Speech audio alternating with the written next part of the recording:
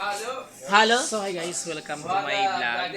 Ayan, so nandito naman ako mga guys sa bilihan ng mga gulay at prutas. Ayan o, yung mga prutas nila mga guys, napaka fresh. Oh. Wow, kumpleto sa prutas mga guys at kumpleto sa prutas at kumpleto sa gulay. Ampalaya, talong, okra, patula, sili, beans, yan.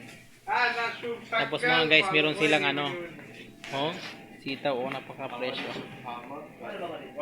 So mga guys, meron silang mais. Meron silang mais mga guys. Oh. Pipino, mais. Ayan mga guys, kompleto talaga sila sa kompleto sila sa gulay at prutas. Kalabasa. So yun mga guys, dito lang yan sa Alcobar.